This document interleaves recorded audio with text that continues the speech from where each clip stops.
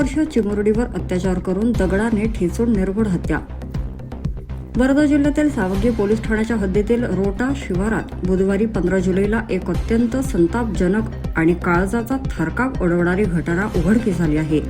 एका 12 वर्षीय अल्पवयीन चिमुरडीवर अत्याचार करून तिची दगडाने ठेचून निर्घुण हत्या करण्यात आली आहे। बुधवारला दुपारच्या सुमारास हे हृदयद्रावक घटना घडली असून सायंकाळी 6 वाजेच्या सुमारास ती समोर आली होती। या अमानुष घटनेमुळे संपूर्ण जिल्ह्यात तीव्र संतापाची लाट उसळली आहे। पीडित मुलगी दुपारी शाळा सुटल्यानंतर घरी परतली होती।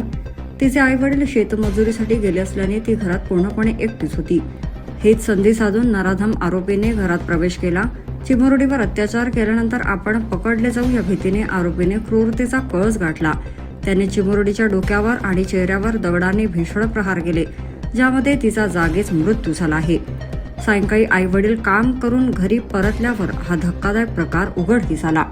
घटनेची माहिती मिळताच जिल्हा पोलीस अधीक्षक सौरभ कुमार अग्रवाल यांच्यासह पोलिसांचा मोठा फौजफाटा तातडीने घटनास्थळी दाखल झाला आहे।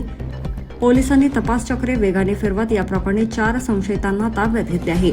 आरोपी हा पीडित कुटुंबियाच्या परिचयातलाच असण्याची दाट शक्यता वर्तवली जात आहे। सध्या गावात तणावपूर्ण शांतता असून नराधम आरोपीला तात्काळ फाशीची शिक्षा द्यावी अशी मागणी संतप्त ग्रामस्थांनी व्यक्त केली आहे। वडी न्यूज एक्सप्रेस ब्युरो रिपोर्ट।